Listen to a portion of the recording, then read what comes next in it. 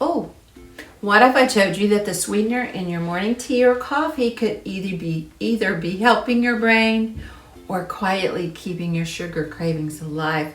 And no, I'm not talking about sugar. I'm talking about stevia or monk or aspartame.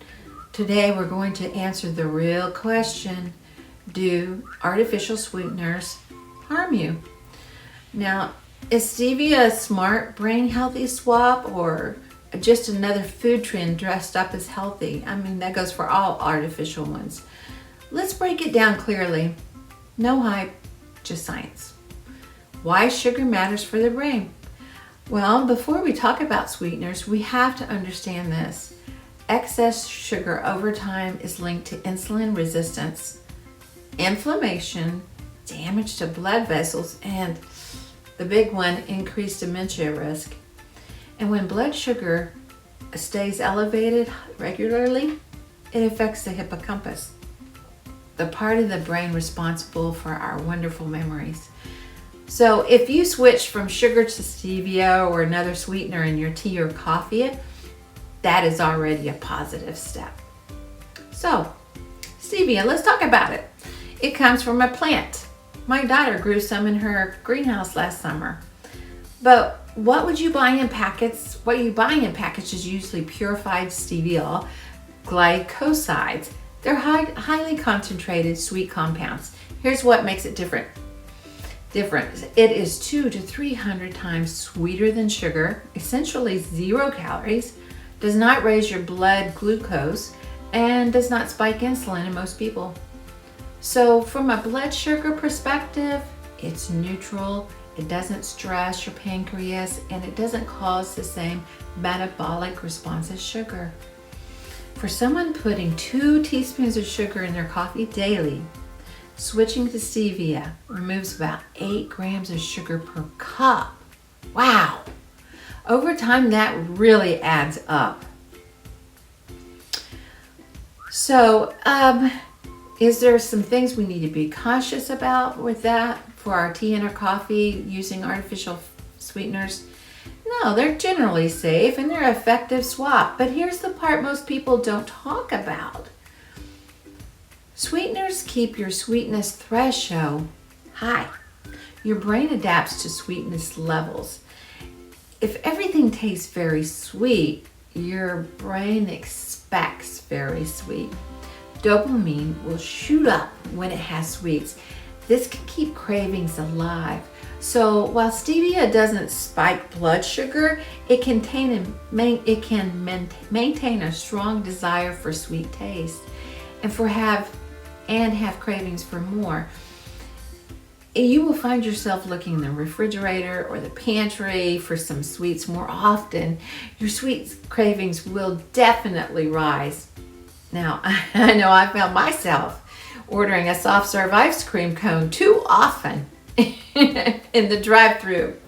For brain health, the real long-term goal is this: gradually lowering overall sweetness, cutting back on sweeteners. That's powerful neuroplasticity at work, retraining your taste system. What about baking? Now, this is where it gets interesting. Sugar in baking doesn't just sweeten, it adds structure, it holds moisture, it helps browning, it affects texture. Now, pure stevia, that's the one I use, is so concentrated that it can make baked goods a little dry and dense and have a little slightly bitter flavor. So companies often mix stevia with erythritol, I hope I pronounced that right, maltodextrin, dextrose, and here's the catch. Those fillers can cause bloating or gas, add hidden carbohydrates, and affect sensitive digestion. Many people think they're reacting to stevia, but they're actually reacting to the blend. So always read labels if you have a little sensitive stomach. And usually you have to eat a lot of it to have that reaction. Here's what current research shows. Stevia does not significantly raise blood sugar. It may slightly lower blood pressure in some people. It appears safe within normal intake levels, and the acceptable daily intake is about 4 milligrams per kilogram of body weight, which is far more than most people use in drinks. There is no strong evidence that moderate stevia use harms the brain, but there is also no evidence that it improves metabolism or causes weight loss. Wah, wah. It is a tool, not a cure. We're talking about sweeteners in general. So here's what truly protects your brain, and that's what we're here about. Stable blood sugar, healthy blood vessels, reduced inflammation, lower overall sugar intake, movement, you guys, strength training, and social connection. Sweeteners can support the first one, stable blood sugar, if it replaces excess sugar, but it cannot replace lifestyle habits. Too bad, right? Here's what I tell my groups. If you drink 1 to 2 cups of tea or coffee daily, an artificial sweetener is generally a smart swap. If you're baking, occasionally use recipes designed specifically for one called stevia. If you are eating multiple sugar-free products daily, pause and reassess. The goal is not more sweetness with a different name. The goal is to gradually retrain your palate. Remember this, it's not about perfection, it's about direction. Replacing sugar with a sweetener, that's direction. Lowering your sweetness level over time, that's transformation.